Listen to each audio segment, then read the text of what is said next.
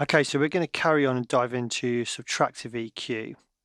Now, before we get started, I just want to talk about some of the principles of subtractive EQ and why we're doing it at this stage in the process now. So the goal we're looking for with subtractive EQ is separation. Before we actually get into that, what am I talking about when I was talking about subtractive EQ? So it's pretty simple, really. The clue's in the name. It's subtracting frequencies with an EQ. So we're basically trying to get rid of frequencies that we're not going to need from the start. We're also trying to begin the process of creating pockets of space for each individual sound in the mix to get that kind of mix where people say, oh wow, it sounds so spacious and so clear and punchy, that kind of thing. We're also using subtractive EQ to determine how forward something is and how back something is. And there's a principle behind that, essentially. So if you think about a sound coming at you from far away, 100 meters away, as that sound moves through the air, the low and the high frequencies will dissipate, especially the high frequencies. By dissipate, I mean disappear or start to lose energy, essentially. So as a sound hits you from further away, it's going to have less high frequencies and less low frequencies as well. So by rolling off the tops and the bottoms of something, we can actually push a sound back in the mix. And by having something which is more full frequency, you can have that quite forward in the mix. So if you wanted a vocal to stand out against another instrument, by leaving the high frequencies in on the vocal or even boosting the high frequencies and rolling off the high frequencies and low frequencies on a different sound, you would actually create a front-back perspective between those two sounds, because that's tricking our ear into thinking that two sounds that are coming from the same static position, which is the speakers, are actually closer to you and further away, because our ear in our natural environment will perceive a sound which has more full frequencies to be closer to us than a sound with less full frequencies. So we can actually use these kind of environmental cues and the way our hearing works to trick the listener into feeling like a track has front-back perspective, when actually it doesn't really, because the sound's coming from the same place. So that's another reason. So separation, front-back perspective, and also we haven't done any compression yet, of course. We haven't done any additive EQ, we haven't added reverbs, things like that.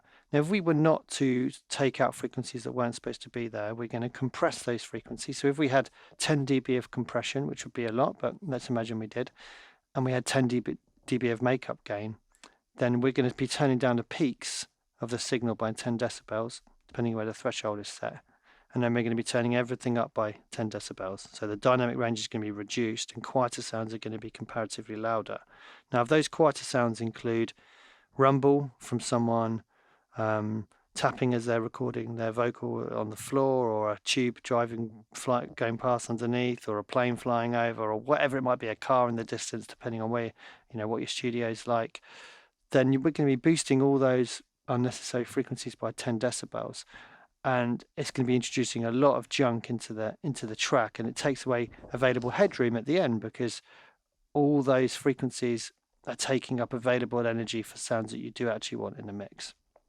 Also, when it comes to low frequencies, the speaker, if you think about it, is vibrating simultaneously to create all these frequencies at the same time, which is mind-blowing in itself. But to create the low frequencies, it needs to move at, let's say, 50 cycles per second, and at the same time it's trying to move at 20,000 cycles per second. So it's a huge amount for a speaker to do, to vibrate across its cone in these different ways.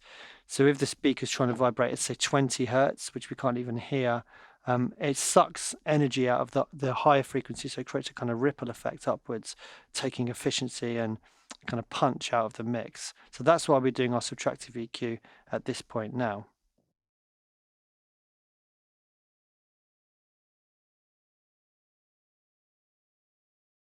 Okay, so we're going to carry on.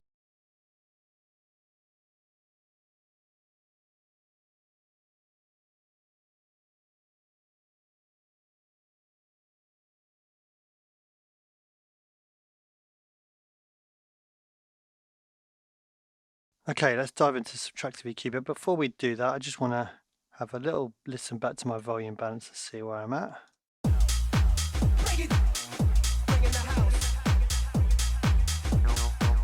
Now, I think I just want to brighten things up a little bit, actually.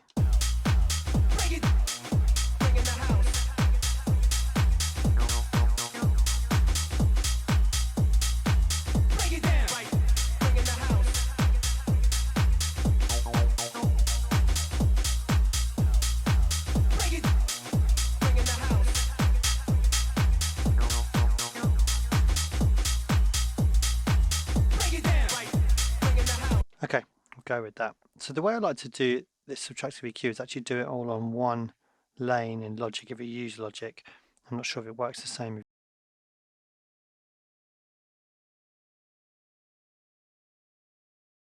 if you're using Ableton, but it allows you, or other DAWs, but it allows you to basically bypass multiple instances of a plugin if they're on the same lane, if you select all the channels, and that means you can quickly hear what the processing is doing, which is quite useful.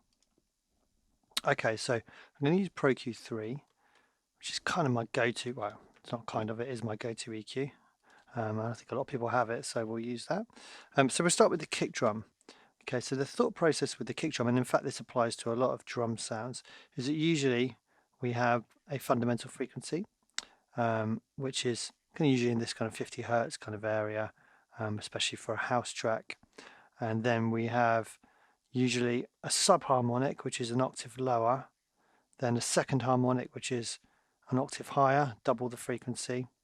And then usually we have a kind of bit of a muddy area, which you can often look at taking out because it kind of allows you to create a bit of separation between the tops and the bottoms, and there's often not really much there that I would say you need the frequencies there, but there's often a little area you can cut which will help push the kick drum down a little bit, because we're then having comparatively more lows and more tops, and it just helps create a bit of space in the mid-range. There's usually then, well, there's always an attack portion of the kick drum which can vary in level, and then we have the upper frequencies. Now, depending on the track and the style, we're going to have a varying amount of high frequencies. So let's have a look at EQ in this kick. Now I'm going to do this in, yeah, I'm going to do it in solo. Now, it's a good idea to do this in the mix because obviously it doesn't matter how it sounds on its own, it matters how it relates, but I want to be able to really focus and let you hear what I'm doing. Okay, so you can see the fundamental is around this area here. So I get around that 50 hertz. So we could try a little cut. It could be quite kind of steep with the slope in this case. Whereas with more sounds that are moving around more, we have to be a bit more careful. But with a static sound like a kick, which isn't changing unless it's changing in pitch, we can be a bit more kind of steep with these slopes. So this point here, which I've got it in 19 hertz, is the point where there's 3 dB of attenuation. Yeah, so the actual attenuation, by attenuation I mean gain reduction. So the actual attenuation is starting more like here, which is 30. So let's delete that point. So let's take that down a little bit lower, and we're just doing, you know, an ever so slight cut in that low area there. Now then, depending on how the kick is, you could do a little boost at the fundamental if you needed more lows. I don't think we need more lows, so I'm not going to do that. So then we have a kind of 100 hertz kind of second harmonic somewhere in this area. So if you wanted more of that, you could dial that in. And then, as I said, we have this kind of muddy, boxy kind of frequency area here in the kick. Now this is, you know, there's no hard and fast rules, but especially on a dance track, often this can be an area that you can look at having a little cut.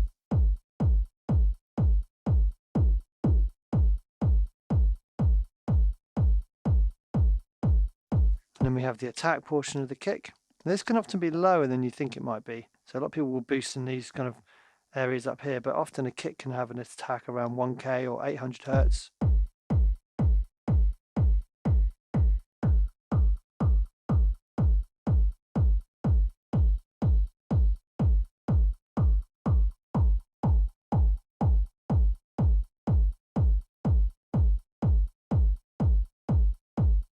And then with the high frequencies, as I said, it's a matter of deciding whether you want to have those high frequencies kind of boosted, more present, or less. And then we could do a little roll off to make sure we don't have any of the really ear-piercing high frequencies that we don't necessarily need. Okay, what's that like?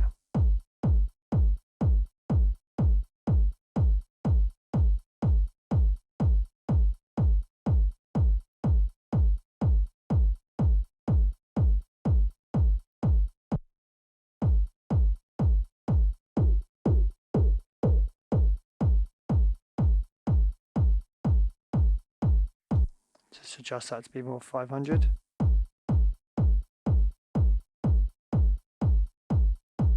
So you can see how it's cleaned up that kick. Now, we don't necessarily need to do that, but this is where we need to check it in the mix.